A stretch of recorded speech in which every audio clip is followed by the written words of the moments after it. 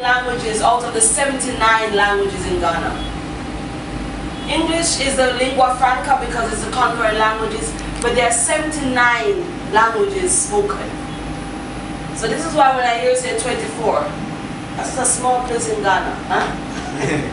But there are 79 working languages, and of the 79, there are 5 that are the major languages. So let's get to Kenya. Everybody knows what languages are spoken in Kenya, right? Swahili. Really? Yeah. Really? Yeah, Swahili. But the Kiswahili people, Kiswahili people are a people. And because of the conquering nature of the British, they learned to speak Kiswahili, so it became one of the major languages. But apart from Kiswahili, there is Luo, there is Kikuyu, there is Kamba. There are about 11 major languages spoken in Kenya. It is not just Kiswahili. Okay, you got that? And Kenya's population is numbered around 37 million at this time.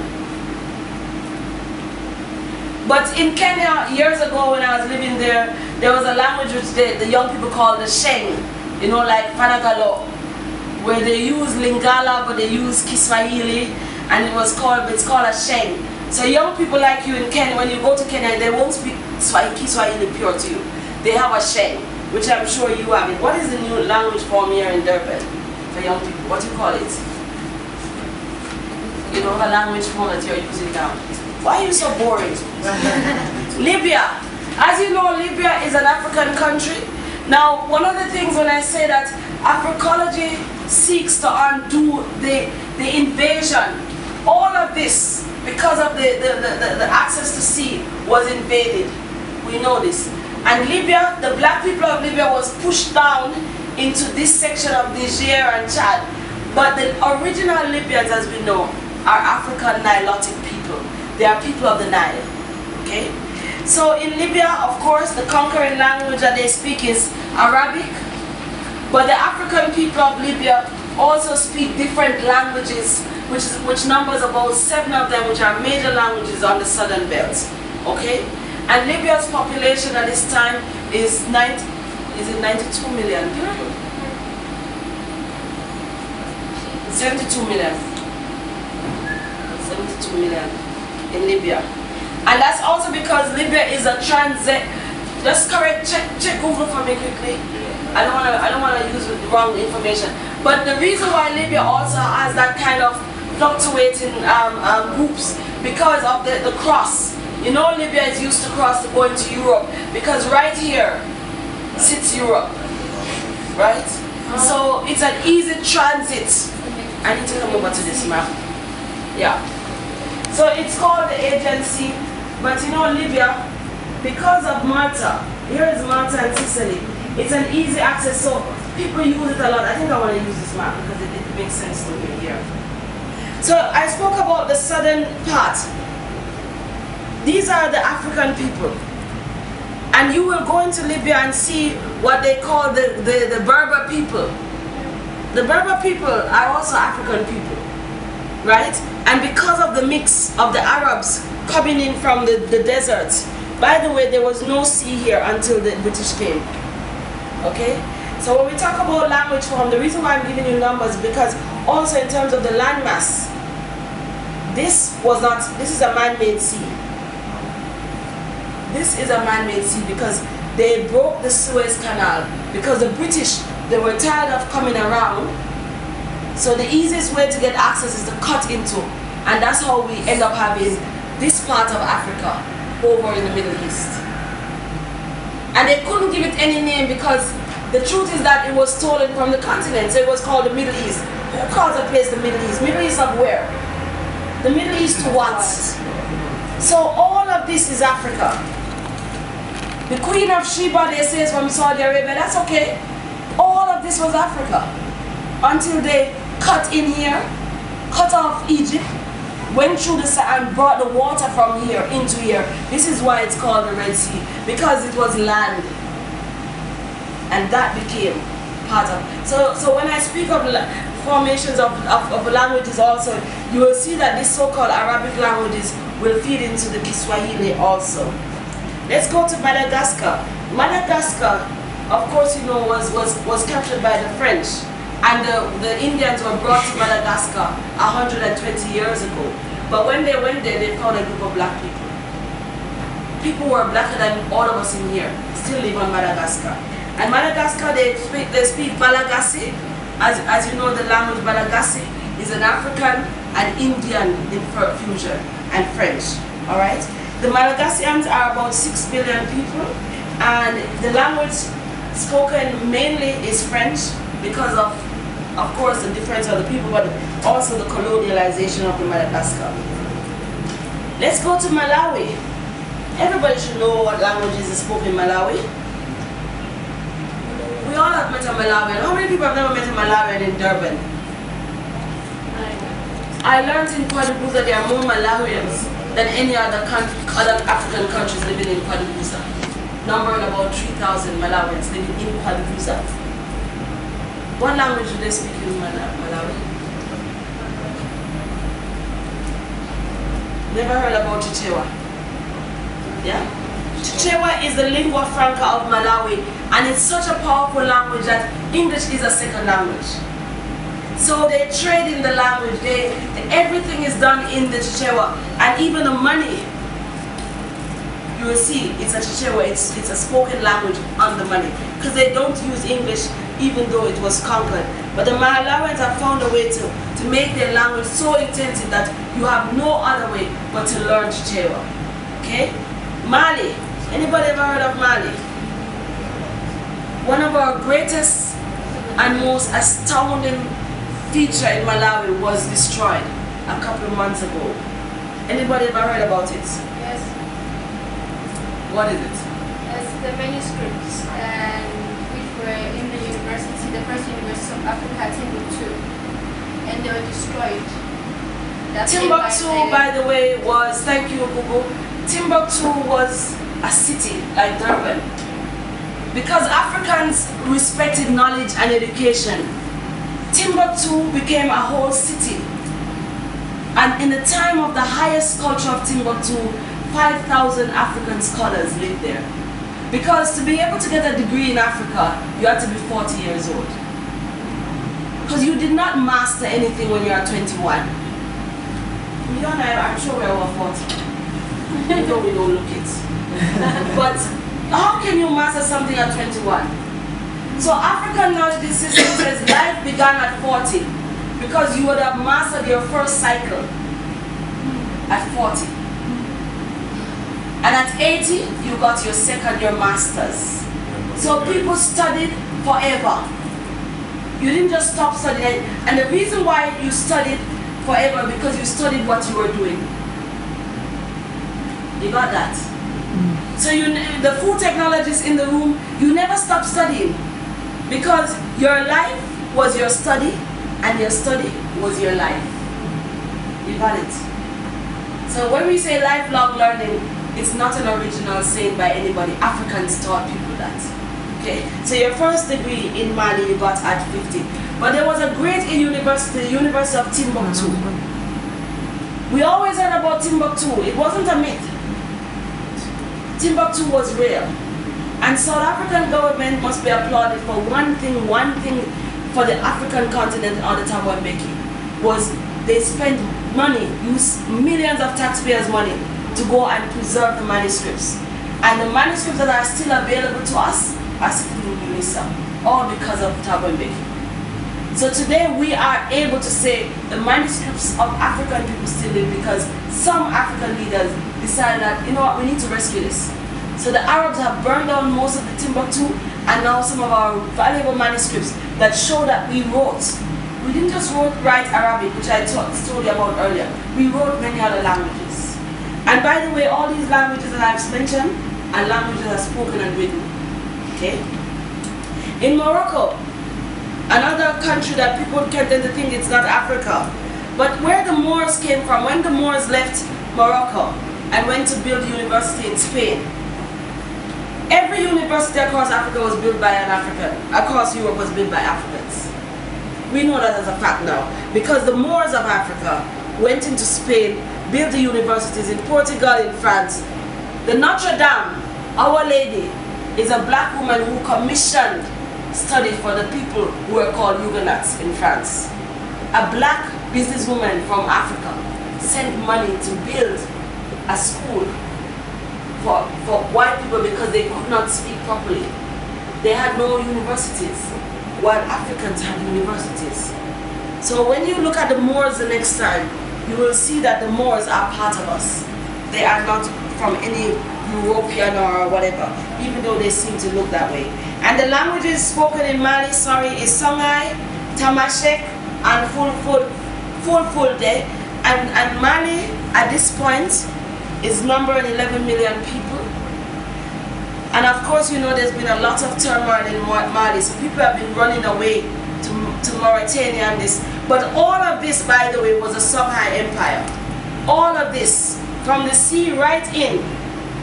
We didn't have these lines, so in our minds we can't see it, but this was all of Songhai. And it was one of the greatest empires. In Morocco they speak Arabic. And they use a modern kind of Arabic in which Egyptians use. They don't use the Saudi Arabic, they have their own kind of formation. But they also speak Darija, and they use French. Mozambique, let's go to Mozambique. Official language is Portuguese, but we do know that they speak Lome. They have 43 Bantu languages in Mozambique. 43 Bantu languages that are used in Mozambique. Lomwe, Makawa, Ndau, and Songa. And we know now from the studies that Songa people are Zulu people because they come from the strain of the Zulus. And if you look at the map is upside down, by the way, okay? Anybody knows a river that runs up? Anybody knows of any river that runs up? Upstream? Nile River. You know about one? The Nile. The Nile River is the only river that seems to run upstream.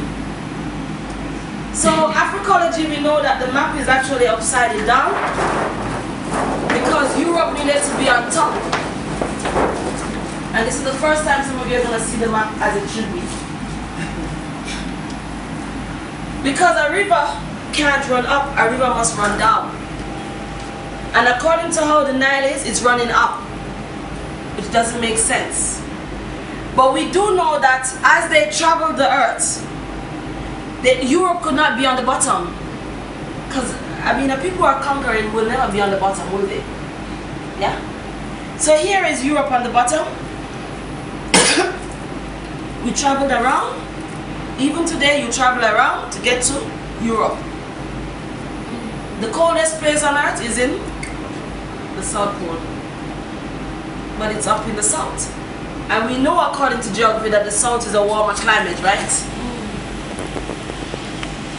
We've had a very illogical experience. I know it's shocking you. I see your eyes. I think I should stop now. We'll continue the class next week. You know, but I was at your concert this one time, and what shocked me was when it was Maxwell, you stood on stage and you said, you know you're closest to the sun, right? I was like, but we're at the airport.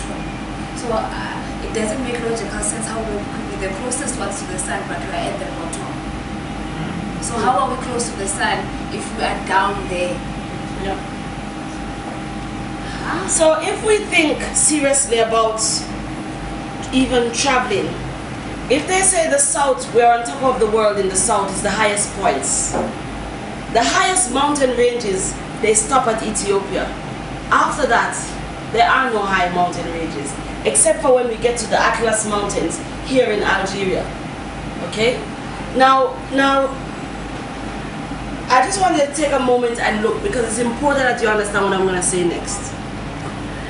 Because when you're taking the continent of Africa from the sky, you have to take it from the south up. You can't take it across here because of the atmosphere. It's proven. NASA said it. This is why it's the only place you can see from from wherever they go. It's the only place you can take a proper picture of, and it's outlined. Now, if you understand the invasion that we have been given, even our location of who we are as a people, has been messed up with. The next thing about our languages and culture is that culture informs languages, remember? And so, where you are also informs, the environment also informs the culture. Isn't it? You wear more skin in a certain part of Africa because of what? The weather. In other parts of Africa, it's straw because of the weather. So if you're being logical as you sit and think about it, the geography will also tell you where we really stand in terms of our dress, in terms of our tonation, in terms of the food we eat. We were always connected. And our disconnectedness in our language, because you try to explain to somebody, just that word, amadumbe. Yeah? When do we eat that food? Think about it. What season do you eat it? Huh?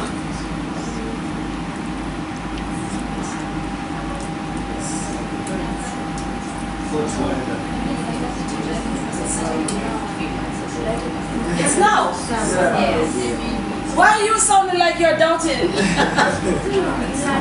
Because and the way it was pronounced. Think about food that are eaten in the summer as opposed to food that are eaten in the winter.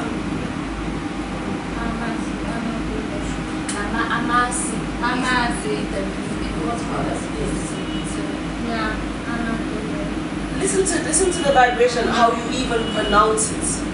The tonation becomes lighter when it's a lighter weather. When it's winter, you need a vibration that comes within because you need to be warmer. Are you there? Food technologist? Yeah. So not only have we been done a disservice on our language form, not only have we been done a disservice on understanding our culture. So when we talk about African culture, let's go back. What is the Bantu people? Bantu. The people with soul. And in that soul is the vibration of language. It's the vibration of our food. It's the vibration of our greeting. It's the vibration of what we wear. Any questions? The class is about to finish. We will pick up with the next batch of countries next week when we come. Any questions for me? Anything that you need clarity on? I know the map of Africa will never be the same again, right? Any questions for me? Yeah. I would like to know more about the books and the authors of this book. Okay. Most of the books that we use, all the authors are African people. For example, when we rule this book, it never leaves the office. So when you want to find out the question of why are we not in charge, it's sitting here when we rule. The Destruction of Black Civilization, Dr. Chancellor Williams. What They Never Told You in History, also African. This is the only book which I brought in because it was The Native Commissioner. It's a book that talks about contemporary Africa, but it also talks about one white native commissioner who explained what he learned about Amaklosa, what he learned about Amazulu, and he explained that to his people. I thought it was important. My brother, Count Volney, when he came to Africa, when he came to Kemet, because there was no Africa when he came, there was Kemet. He met a group of people called the Aforaka people. And he was the only white man who told the truth. And when he arrived, he was arriving because somebody had told him that there was a spectacle of a university in Luxor. And when he arrived, Count Volney, happy for us that he was truthful at that time because maybe he would have changed his mind. On arriving in Luxor, I found the dark-skinned people burnt by the sun with lips as thick as a pig's hide. That's how he explained. He's explained to his people. Now, the reason why I want to use Count Volney and many other white historians is that we need to make sure that we find them telling the truth. Because for so long, we have been hearing the untruths. Yeah? So you will find that at Afrikology, We will only